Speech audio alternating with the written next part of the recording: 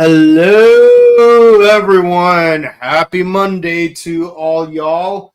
Hope you had a happy Sentai Day this Saturday.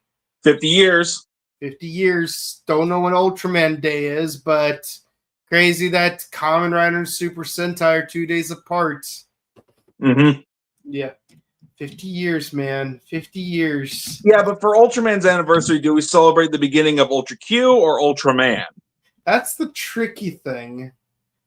Maybe Tsuburaya could do an ass pull just like the president of Toei did. It was out of left field and everything. That's a dead Hydra that we've been curb stomping too much. Yeah. And we'll be talking about Hydra again in this podcast. Yes, and stomping dead things. Yes, so we are here to discuss Ultraman episodes 17 through 20. And yes, Ultraman Classic from 1966. And how was your weekend? It was good. And, nothing really too special happened. Just hung out. Well, that's good. I mean, I'm glad you got to hang out. Yeah, that's always good to do. Yeah.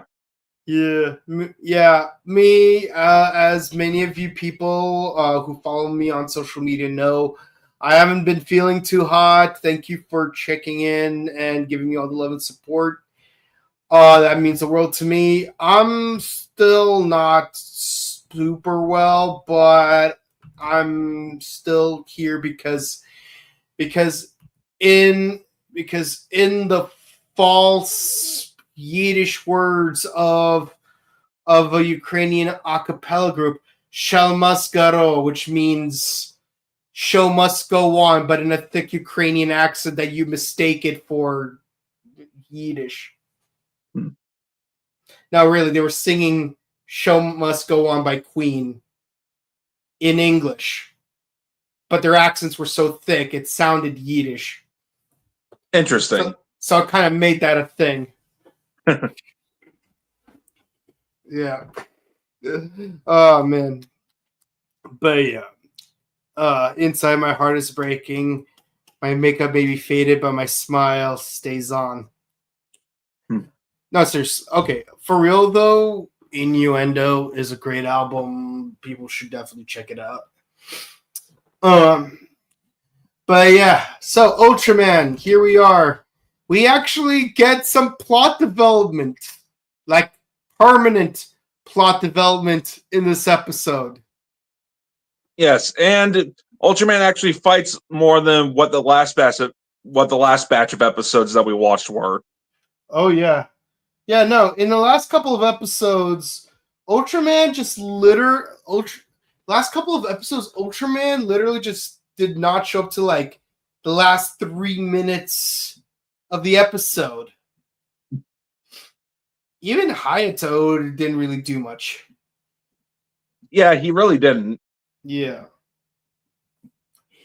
Yeah, no, but you know, with this, it's like we get some topsy-turvy things going on, starting with a meteorite literally turning a room inside out. Oh, yeah, this episode is trippy. Though not as trippy as the entirety of Space Sheriff Scheider. That is by far the trippiest Toku I have ever seen. Please do go on.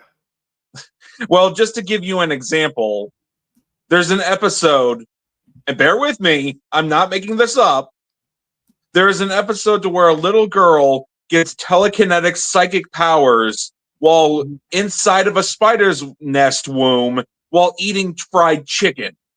And the fried chicken gives her those telekinetic powers. What in the Boondock Season 3 is this? Scheider. Like, Gavin and Sharivon had some what the heck moments there, but every episode of Scheider is an acid trip. It got to the point to where it's like, I know I shouldn't be surprised at this point because of how weird this show is, but it just continued to amaze me in the sense of it's so strange. And there's nothing wrong with Scheider himself. It's the Fuma villain syndicate. They're weird, man. They're basically a space cult. I can imagine. I mean, I remember there was an episode of Kamen Rider involving evil soap. Evil soap! Evil like soap, Ed. Scary soap. Like Ed. Scary soap.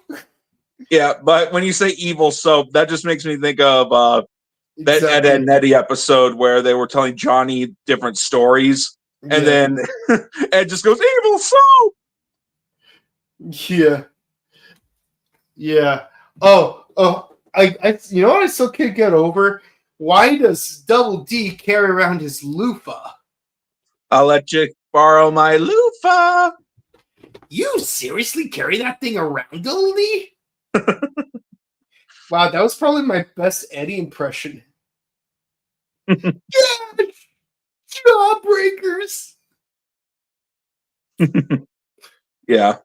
I honestly like the only Ed and Eddie characters I've ever really done impressions of were Ed, Double D, maybe Rolf, and maybe Jimmy. Really? But I never really tried doing Eddie, so it's like, De Niro. Like for some reason, instead of saying De Niro, he says De Niro. I'm like, what does Robert have to do with anything? Yeah, jawbreakers. I know. I just thought of a scam. I don't know if that came off really well. Hey Eddie. Hey Eddie. Butter toast. Oh, come on, Double D. I say more than just that. Buttered toast, then. Yeah, it's actually kind of funny. Last year when I met Matt Hill, the voice actor for Ed, I was cosplaying Ed. So I did my best Ed impression to him, and I said, "Hello, my name is Ed." And he responds with, "Oh, you are Ed? I am also Ed." Oh dear, oh dear, oh dear, oh dear.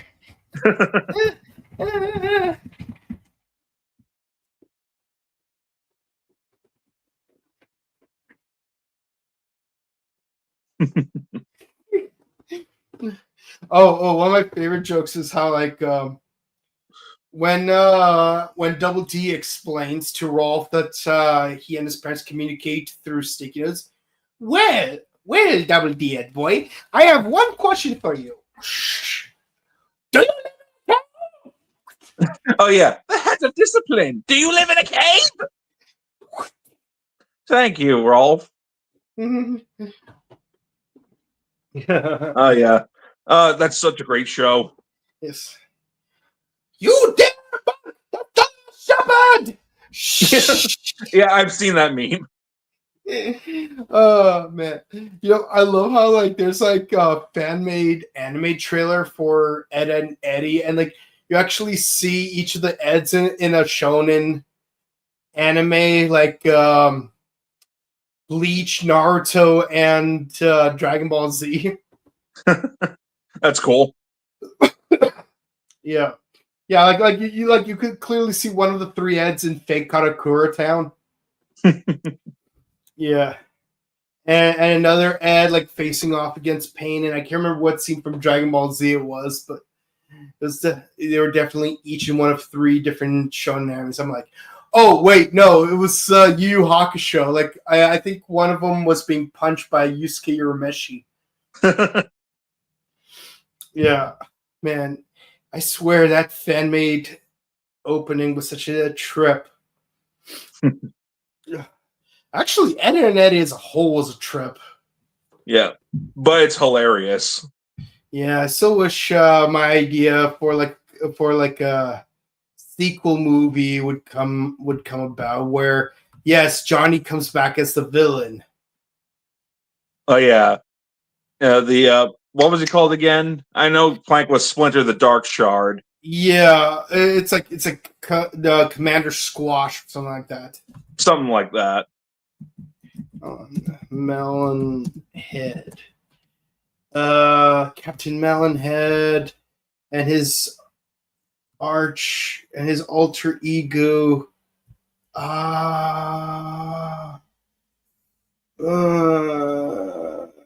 No, I can't find it. Hold on. But it's supposed to. Wait, this is the fan fiction one. Where's the official one?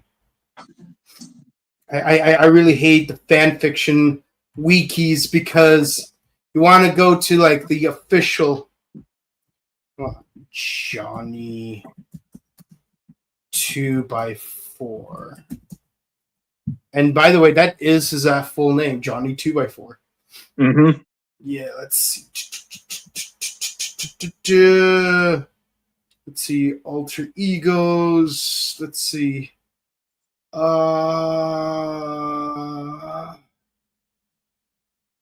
yeah, the Gourd. Oh yeah, the Gourd. Yes, the Gourd will have his revenge. What do you mean we're out of time? But yeah, movie? no. But yeah, like freaking. But yeah, like my idea is that it would take place 5 years after the events of Big Picture Show, and the ads are graduating high school. That'd be an interesting idea. Yeah, but just before graduation, they go on one last adventure because they're going off to like different futures, like freaking Double D's obviously going off to college, like a very prestigious, like STEM related field. Ed got a free ride to a prestigious trade school because he has some practical abilities despite his intellectual ineptitude. But Eddie is still a delinquent. Of course he is. Yeah, and of course there's a subplot about Double D and Naz because it's like it's like they're dating but they don't have a title. It's like she's waiting for him to make a move to make things official, but he's indecisive, And yes, the Gourd wants revenge. Just some ideas. If Danny Antonucci happens to watch this podcast, please reach out to me. That'd be awesome. Yeah. But yeah, no, it's like the thing I love about the ads is that it's so slice of life and relatable even when you're an adult. So but that's more than I could say about this episode of Ultraman because people keep randomly appearing from out of the sky when we go looking for them. Yeah, this episode, like we said, is trippy. Yeah. Not the trippiest thing I've ever seen, but it's Ultraman standards kind of trippy. It's like a scientist goes missing for a week and we don't start looking for him until a week later, and then all of a sudden, we're like, oh, well, what are we going to do? It's not like that scientist is going to fall out of the sky or anything, and then falls out of the sky. Mm-hmm. Clearly, we know who Kira Ford's grandpa is. Yes. So he's basically looking at this blue meteorite that's causing all of this time space distortions, for lack of a better term. Yeah, and meanwhile, there's a red meteor too. So the Science Patrol tries to, keep it safe, but then they unintentionally just kind of screw things up by having them both in the same container, and it's like, don't. Despite what's his name, Hiromi? No, not Hiromi. Like the kid that's always with the Science Patrol. Hoshino telling them to not do that, but of course everyone's like, "You're just a kid. You don't know squat." But I talked to the scientist. Sure, you did. That's just you and your imagination. I'm like, this is starting to sound very familiar. Well, I read this before. Yeah. So basically, the red meteor and the blue meteor come together, and they form a giant rock meteor kaiju thing. Yeah, good thing that he pulled Fuji out of there, Yeah, despite her not believing him. yeah, Geez, good on you, Fuji. kid. Geez, Fuji, what were you doing? Like, were you like obsessing over pearls? Probably. Yeah. Yeah, maybe she should switch to a cheaper hobby like lipstick. Like Reyna. Yeah. Yeah, Yeah, exactly. but the trippiness doesn't end there. There's literally a part to where tanks and fighter jets are fighting against this thing, And they and just then it keep makes them do role warping in. reversal Yeah. to where the jets are crawling on the ground and the tanks are flying. Yep. Yep. It's like that one villain from what's that series called? Lunatics Unleashed. Oh gosh, Yeah. everyone's There's favorite that Looney Tunes. that there was that one villain that makes heavy things light and light things heavy. Hmm. Forgot his name. But yeah, like even Ida gets a bucket on his head, which are you sure that's the works of an enemy kaiju? Or is that just Ida being Ida? I think it's just E-Day being E-Day. Yeah. Yeah. And of course Tachibana and Arashi basically do their Saizo routine from Cock Ranger episode 44. Yeah. Yeah, yeah. Even like when the scientist does show up, like he walks in on Ida, going like, "Hey, what day is it in California? Is it Friday?" Yeah. So then Ultraman finally shows up, and yeah, the monster is even messing with Ultraman. It's like there's even a brief scene where he looks like he's being like thrown into a wood chipper. Which unfortunately happened to a lot of Power Ranger monster suits. Yeah. Yeah, but it is kind of interesting how they use a toy of Ultraman in order to do those spinny effects. Oh yeah, to where he spins around like a Beyblade. Yeah. Ultraman's Beyblade, my favorite Beyblade, let 50s. it rip. Ultraman is from the planet M57. He's got a meteor that is his own life source. Yeah. Yeah, and I finally understood the title of Ultraman X the movie. It's the lyrics to the original Ultraman. Yay. Yep, that it is. Yeah. Don't I feel silly for watching X before the original? Well, that's kind of my fault. I mean, I I'm the mean, one who suggested X. no, it's more my fault for like owning the original Ultraman in its entirety on DVD and then just not watching it. Hmm. You know, except for those first 10 episodes on a completely separate DVD. Well, here we are now. Yes, and of course we reduced the giant meteor into a tiny meteor, and we're gonna fly it into space and chuck that thing as far as we can. Yep, and that's pretty much the end of the episode. Yep, no crazy epilogue. Oh wait, actually there is a crazy epilogue because as it turns out, yeah, little kid saved the day. Thanks to him, we figured everything out. And he becomes a member of the SSSP. Well, we kind of owe you one. So what do you want? You want a McDonald's Happy Meal? You want a new you want a new toy from Bondi Premium? What do you want? It's like oh, I want to be a full member of the SSSP. That's silly. Oh, you're serious? Yeah. You said I could have anything. Right. Mm-hmm. Let's call Make a Wish real quick. Just hey, Fuji, how much pepperoni do we have in the fridge? okay, we're gonna need to get some, and we're gonna have to put them all over his torso.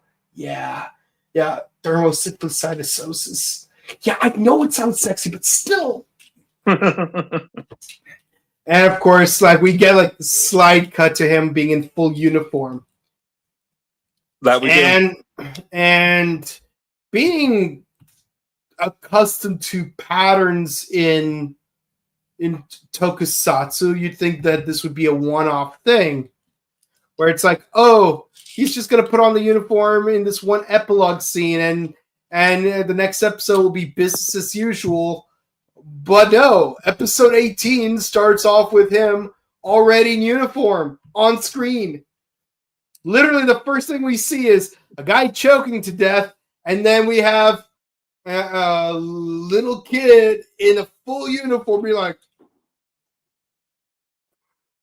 well, how do? I'm a full-blown member of the SSSP. Fuji, you better show me some respect because you and I are now of equal rank. I'm a field officer now. Actually, you're gonna have to stay behind with Fuji this time around. Oh, gee willikers! Yeah, because there's some radioactive fog that's pretty much going around and hurting people. Yeah. Or at least giving them radiation poisoning. Yeah. Yeah, and yeah, this is an interesting episode. It's one of the most iconic episodes of the original Ultraman. Yeah, because it features invasion of the Santaran body snatchers. Yep. And it features Zarub. The Santaran body snatcher. You know, whenever I see Zarub's face, it always makes me think of Dark Helmet. I can't breathe in this thing.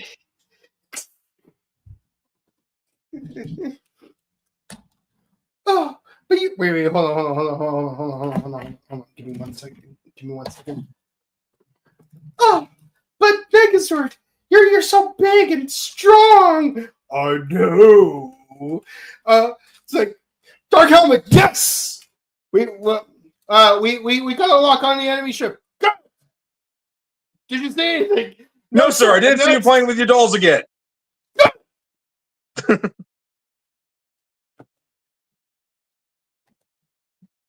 Yeah, I'm saving this for Thursday. Gee, I wonder why. Gee, I wonder why indeed. Yeah.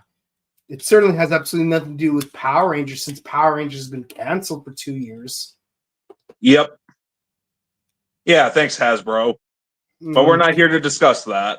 No, we're here to discuss Tsuburaya. Not even 4Kids. Tsuburaya.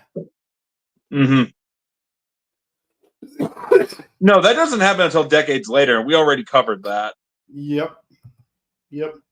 Yeah. We finally find a Santaran. So then we blasted right in the pelvic region. Yeah, while he's doing his best Spider-Man impression. Yeah. It's like, my crotch! My crotch! My crotch! I don't know who this Roch fellow is, but there's a lot of mics out there in Japan, so you have to be more specific. Yep. Plus, I know we haven't gone to Shin Ultraman yet, but Zarub is also in Shin Ultraman. And take a guess who he's voiced by in that movie. Oh boy. Kenjiro Tsuda, the Japanese voice actor for Kaiba. I knew it. So when I recognize Kenjiro Tsuda's voice anywhere. So when I first watched Shin Ultraman in the theater, I'm like, that's Kaiba! I know it! Yeah. Yeah, so the alien contacts the SSSP via radio. It's like, oh, I'm a brother planet. Earth is our little brother planet. We communicate through radio waves. We're just here to make peace. And then the little kid's like, hey, I think that alien is causing the poisonous fog. How dare you Earthlings make such horrible accusations? We are your brother planet. How dare you accuse your brother planet of doing something so heinous to our little brother planet? And I'm like, you're trying to create some kind of false incident to make your people feel justified in attacking Earth, don't you? Pretty much. It's like I could tell these sort of things. I've seen these kinds of things happen very recently. So I'm not falling for that. Yeah, I'm pretty sure you're causing the gas to happen. It's like, oh, we just wish to serve man. You mean serve man like as a dinner? No, we want to have you for dinner. What a twist! Mm. Yeah. Yeah, so basically, Zara, he's like, oh, you want me to prove I'm on your side? He gets rid of the radioactive fog somehow. Convenient. Yes, we have the cure to the poisonous fog that spontaneously showed up before we did. But we assure you we have nothing to do with it. But we will get rid of the fog for you regardless. That's very convenient indeed.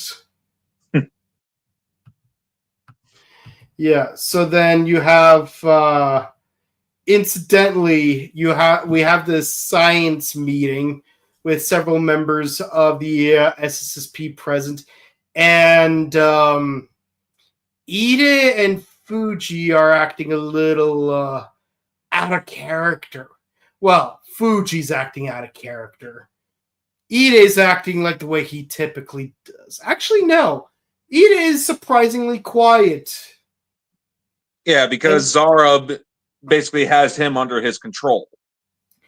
Yeah, and Fuji's being surprisingly nice to Arashi. A little too nice to Arashi. So then she gives him tea, and of course he ends up falling asleep. It's like, was that chamomile? I'm allergic to chamomile. Oh, were you now?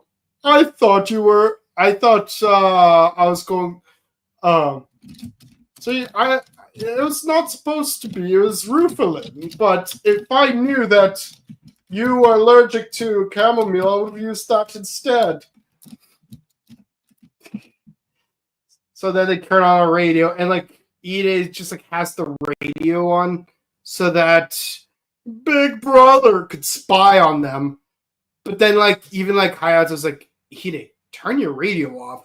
It's like, yes, I will turn the radio off. And then immediately like pulls it back up. It's like, bro, right in front of him too? Yep. Yeah, to where Hayata just like outright tears it off of him. Yeah. So it's like, how dare you accuse us, older brother, of trying to manipulate you, younger brother? We didn't take over the bodies of your friends in order to spy on you. These accusations are very horrible. You ought to be ashamed.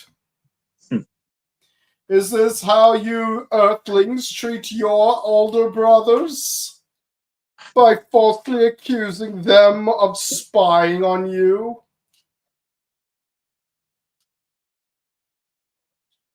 Maybe.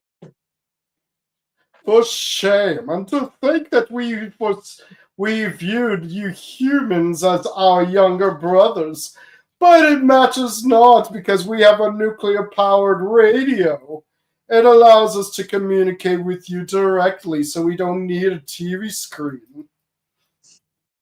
Nope. So basically, he attacks Hayata while he's in space, brings him back to Earth, and he's like, Ultraman and the SSSP aren't going to get in my way. And then he basically does false accusations against Ultraman by turning into imitation Ultraman. Yeah. It's like, How dare you accuse us, your older brother, of being evil invaders? Surely Ultraman's an evil invader, but Ultraman protected us from all these other kaiju. How do you know that he isn't the evil kaiju and you are the evil kaiju? That makes no sense. It makes sense on our planet. Yeah, what? But he's friends with the SSSP. And maybe the SSSP are evil invaders too, trying to take over Earth. That doesn't make sense either because we're friends with the SSSP. Maybe you are a threat to Earth as well. Just watch. Ultraman will try to destroy the Earth, and we'll see what the SSP does next. That's not foreboding. No. So basically, he turns into imitation Ultraman, starts causing havoc, and it's really obvious that that is an Ultraman. You can just tell by the evil way, like the way his eyes and mouth look, primarily. I mean, there's also some differences on his body, but it's very noticeable in the face. Yeah, plus there's the whole track record of the way Ultraman behaved in the last, shall we say, 4 months? Yeah, something like that. Yeah, 4 months of good behavior, and we're not going to question how there's a sudden change in behavior this time around. And when this behavior changes, the appearance changes too. Huh, what do you know? Yeah, but so thankfully, a little kid in big uniform shows up to save Hayata. And as it turns out, it's not pliers or flamethrowers that remove his restraints, but the tears of an innocent child. So I guess that thing isn't waterproof? What were the odds? Now I, Ultraman, will destroy the Earth. Wait, Ultraman doesn't talk. I was pretending to not be able to talk. Yes. Now watch as this child dangles from my hand and to his untimely demise. That's something Ultraman would do. And yet I, Ultraman, am doing it. But then the real Ultraman shows up and is like, oh no, it's an imposter Ultraman trying to save this child. But no, then, as it turns out, it's the real Ultraman trying to save Hoshino. And yeah, so we've got... But the way they're both fighting over that rope and that tiny little doll is dangling from it, it's like you'd think Hoshino himself would have died from some kind of whiplash by now.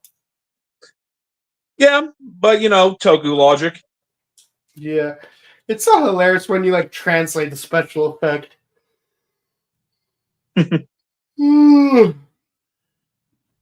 Yeah, so basically, you know, they fight each other, you know, original versus the fake.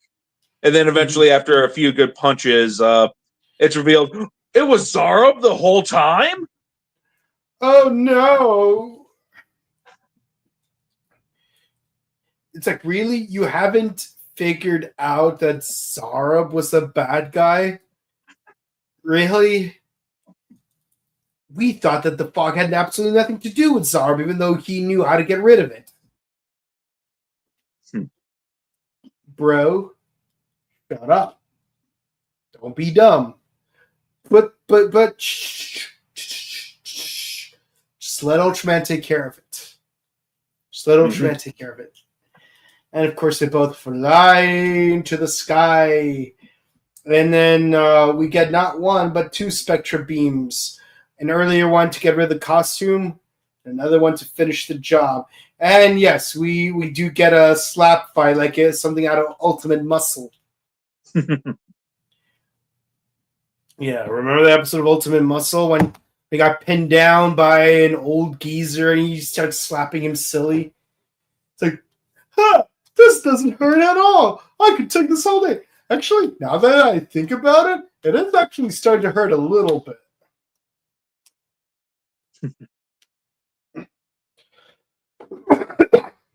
But yeah, no epilogue. Just Ultraman flies off. Kind Pretty of an much. odd one. So next episode. And Yes. not much to talk about next episode, though. Yeah, they find a giant capsule, possibly sent by a bunch of teenagers from 1993. Wait, that year hasn't happened yet. Exactly. But somehow it will happen in days of future past. Yeah. Yeah, there's really not much to say about this episode. Like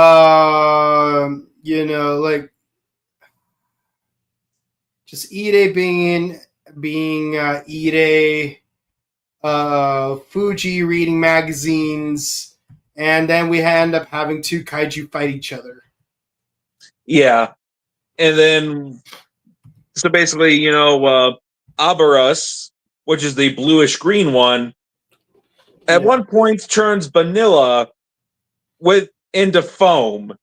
So I'm kind of thinking, is that where Kamen Rider got that inspiration from? I guess so. But even in Ishinomori's earlier projects before Kamen Rider, turning things into foam was Ishinomori's bread and butter. After all, there is boa juice. Oh man, I can't stand see, boa juice is the reason I would never drink a Squeeze-Its ever again. Because the bottle looks very similar. I see. Yeah.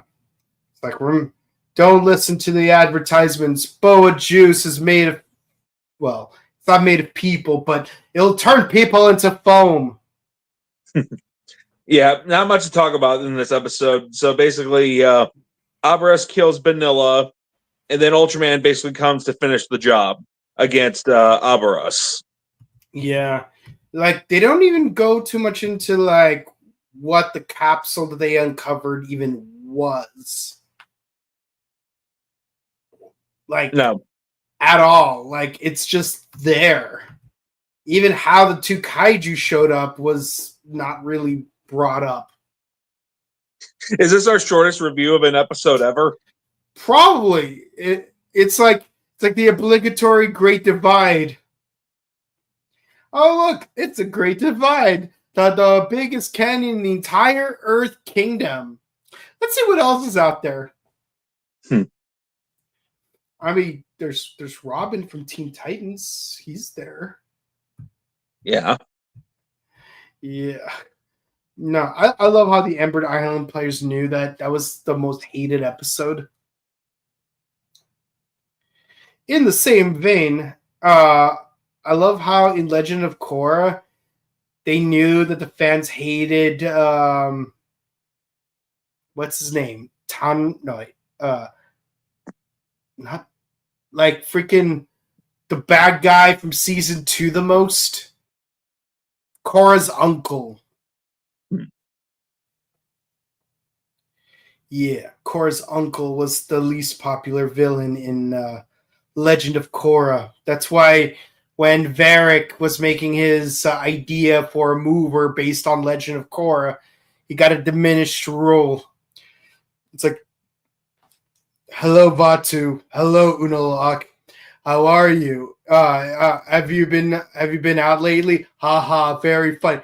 Hold on, I'm getting a three-way call. Oh no, it's Korra's uncle.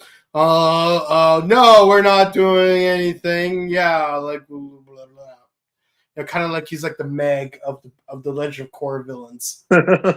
Yeah, and it's been so long since I've watched Legend of Korra that I've even forgot Korra's uncle's name. I see. Yeah. But clearly he was a joke character. Anyways, final episode of the night. We got chickens getting scared off. Oh no, those poor chickens. I love chickens, Eddie. Chickens, Eddie. What is Ed Boy doing with my chickens? No, sorry, Rolf's chickens. I forgot Rolf uses a third person when he addresses himself. Mm-hmm. That's how you know Rolf is the villain. because villains always refer to themselves in the third person. Mm-hmm. Oh Ain't that the no, truth? Johnny Steps is losing, and that's me.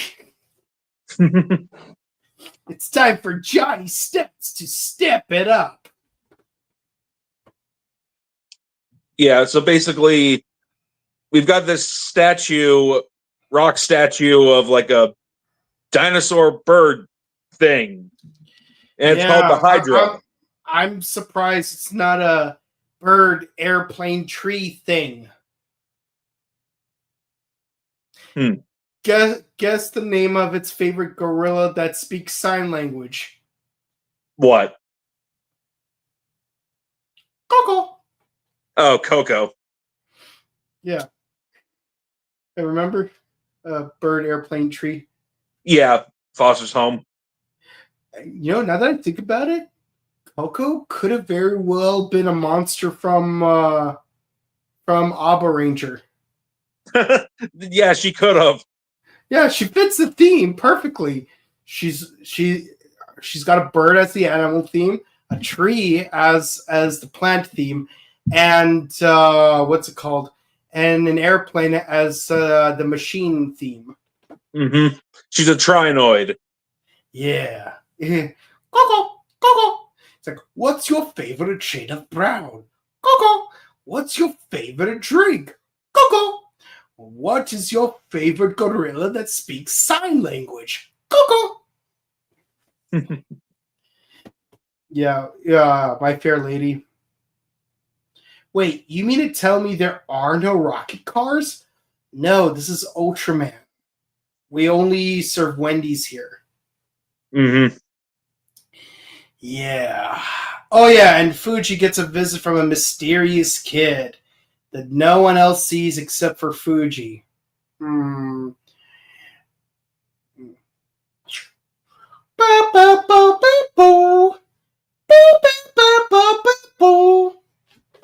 Yeah, basically warning her about the Hydra. So it turns out the statue is basically an amalgamation of a bunch of drawings a bunch of kids from an orphanage made. But when they visit said orphanage, turns out a kid with a bird-themed kaiju who won the contest died in mysterious circumstances. The circumstances being a car crash. Yeah, the exact same way Noah dies.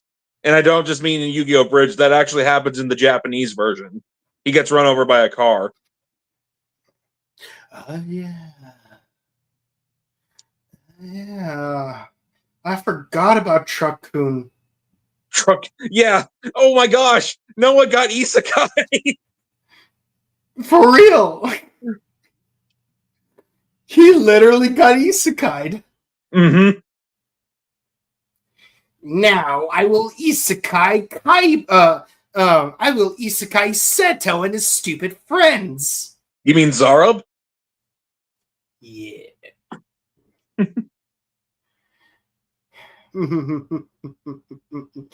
Who's the rich, green-haired, spoiled brat isekai'ing the rules now, Seto? Ha ha ha ha ha ha ha ha ha. Oh yeah, Mandark. Yeah. But yeah, no, speaking of things from another world, yeah.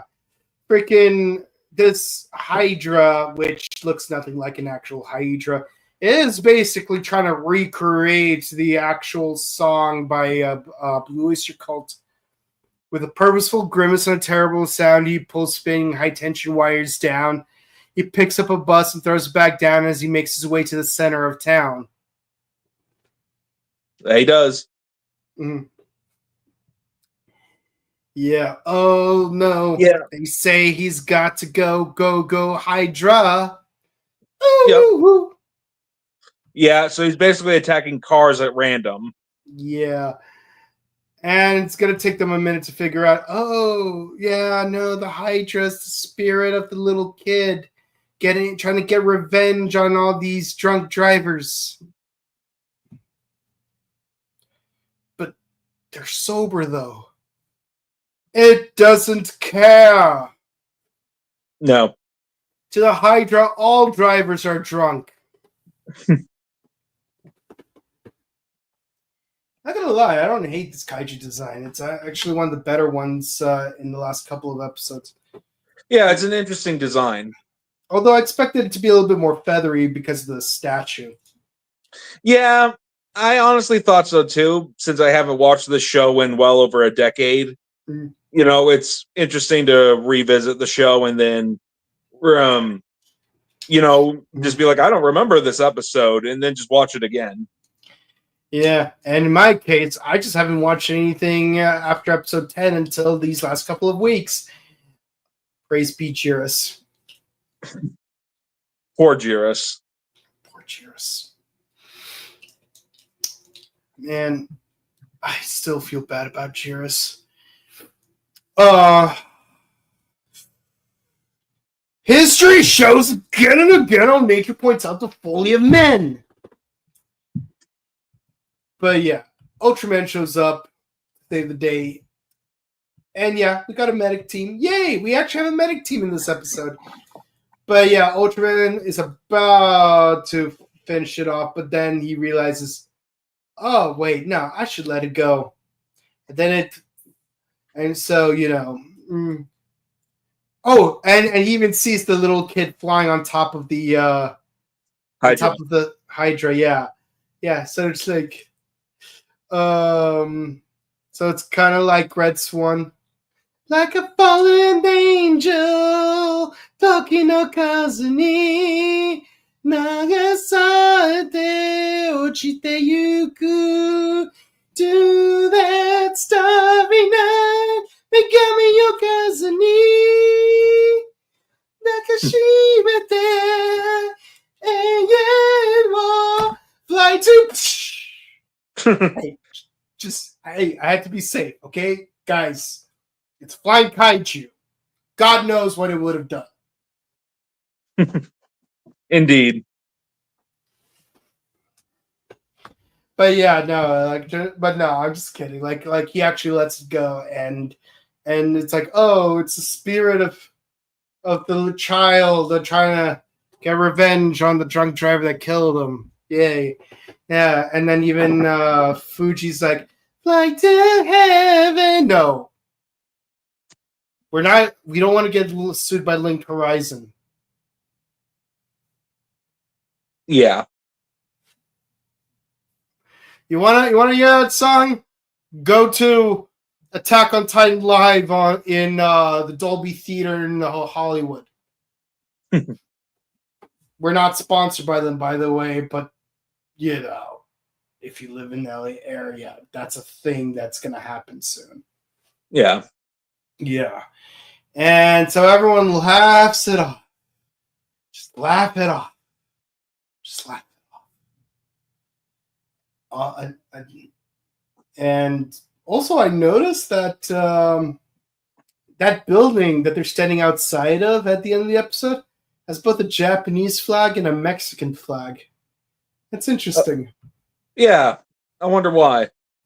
Huh. Maybe it's a Mexico branch, but then maybe there's a Spanish dignitary, Mexican dignitary there, like who happens to be there at the time, so you have to raise a Mexican flag. I don't know. It feels kind of random, but hey, at least I get to send something to Miguel for his carne asada evaluation. Mm-hmm. All right. Okay. So, yeah, these 4 episodes. What are your thoughts? Well, definitely an improvement over the last 4 episodes, considering that Ultraman actually fights a lot more than what he did. Basically, I give all of them an 8 out of 10, other than the episode with Zarub. I give that a 9.5 out of 10. Yeah. I would say the first 2 episodes were definitely 8s because we actually get some plot development and some continuity. But and let's be honest, the Zarb episode was the more fun episode. But yeah, episode 19 not as fun. You'd think an episode with 2 kaiju would be more fun, but it was just super run of the mill and like not really much of anything really happened. Yeah. Our shortest review of any episode ever. Yeah. Because literally nothing plot relevant really happened. We pulled out a capsule. You'd think that capsule would play a large role in the episode in some way. But no. No. Just nothing happens. 2 kaiju show up. One of them kills the other. And then the other gets killed by Ultraman. That's it. Mm-hmm. Yeah. Yeah, so I mean, I like the concept of episode 20. I just wish they improved the kaiju design a little bit more. But with that in mind, I'd give it a 9. Yeah. And like that, we're halfway through the original Ultraman. Yeah. Yeah. We're definitely halfway through because 39 episodes. Mm-hmm. And in terms of video breakdown, 5 out of 10. Mm-hmm. Yeah, so let us know what you guys thought of the episode. Hope you feel better. Yeah, here's hoping you feel better soon. Yeah, thank you so much. That means a lot to me. Now Jacob needs to review Shider. Oh my gosh. You just got called out. Well, the thing is that I have Gavin and Charivan on Blu-ray. Mm-hmm. I still need to get the Shider Blu-ray. I need to buy that, but I do want to revisit the Space Sheriff trilogy because I did have fun watching it. But here's my review of Shider. It's good, but the trippiest Toku ever. I'm just trying to think of what if they use Juicebean footage to replace the Spielbahn footage for VR Trooper Season 2? They could have done that, but I kind of wonder if they didn't because they didn't want it to be too similar to Power Rangers because Just Beyond focuses on kaiju combat. It's the only one that has a giant mecha that fights against kaiju. So the fights are very much like Super Sentai. With that in mind, imagine if they did combine Juicebean with Metalder from Jump, because then it would be like, instead of just ripping off Super Sentai by making Power Rangers, they're kind of like combining Kamen Rider and Ultraman into one show. And I'm not talking about that Indonesian Hanuman thing. Oh, yeah. You mean Thailand. Oh, sorry. The Thai Hanuman thing. Sorry, I associate like that Southeast Asian Toku with Indonesia more than any other country. Well, that and the Philippines, because anyways. But the point is, Thailand. Freaking Thailand with your monkey business. Yep. Yeah. Little kid in a big uniform. Hey. Kids moving up in the world. Oh, yeah. And that's another issue I had with these last 2 episodes with 19 and 20. We don't really see him again. No. That's crazy. It's like you just gave him a uniform and then you cut him out. I hope to see more of him in episodes 21 through 24 because you don't just give the kid a uniform and then just kick him out of the show. No. I mean, I'm pretty sure he'll come back. At least say, oh, but you're going to have to go through training, so you're off to Europe or Africa. Because, like in Kamen Rider, or like in Sun Vulcan. Owashi, you're needed at NASA. Get out of here. Oh, his name is Eagle. That's crazy. I haven't noticed that. Yeah, they're basically the Sun Vulcan members are puns on their animal names. Mm-hmm. So I'm guessing Blue has Same in his name. Yeah, he does. Yeah. What's even the Japanese word for panther? Much thought into that. Well, I do know I still have their figure arts. Yeah. Yeah, they're the only Sentai figure arts I still have before I gave all the other ones to someone else who didn't take good care of them. Yeah, I remember you talking about that, and that really sucks. Still surprised you don't have Boken Red. I never had Boken Red to begin with. I know. And that does suck. It's like there have been opportunities for me to get Black and Blue. Great album by the Rolling Stones, by the way, but not relevant. Yeah. Yeah, no, like I really hope that in an upcoming episode of Gojuger, Horu actually gets to transform into Boken Red since he now actually has the ring for it. We'll see. I hope to see him turn into Red Racer, but again, we'll see. Yeah, watch Red Racer will be the Blue Ranger or something. Or green. Or yellow. Yeah. But yeah. If you guys enjoyed, please be sure to follow, comment, like, and subscribe to us on YouTube, Facebook, Twitter, Instagram, and on Twitch. Also, please be sure to share our videos because it helps us out with the algorithms. We do Ultraman Classic on Mondays, Kamen Rider Gov on Wednesdays, number one Sentai Go Juger on Thursdays, and the original Kamen Rider on Sundays. We are almost done with the second arc. We just need 2 more videos because 13 episodes left to cover before we're at 52 episodes. Yep, and then the first movie. 52 episodes in a movie. 52 episodes in a movie. 52 episodes in a movie. But yeah, no. Also, just for just a fun reminder, we only need 160 more new subscribers to reach our next YouTube subscriber goal. So we especially hope that some newcomers will have a chance to watch our videos and give us a subscribe on YouTube. We haven't decided what our subscriber goal video is going to be, but we'll keep you posted on that. Also, check out our sister channel, The Buttery Show, where we do various movie reviews. And I will upload my vlog of Sailor Moon the Super Live this upcoming weekend. I wanted to do it this weekend, but unfortunately I was a little sick, so I'm going to work on it during this week as we progress through. And if you want to follow our personal content, where can the people find you? You can find me at youtube.com, Axel Ranger. And you can find me on Instagram at Boken_Kabuto and on Twitch at twitch.tv/BokenKabuto. And thank you to our audiences both on YouTube, Facebook, and on Twitch for sticking around. We hope you have a great rest of your week. Stay safe, stay hydrated, and hope to see you again real soon. See ya.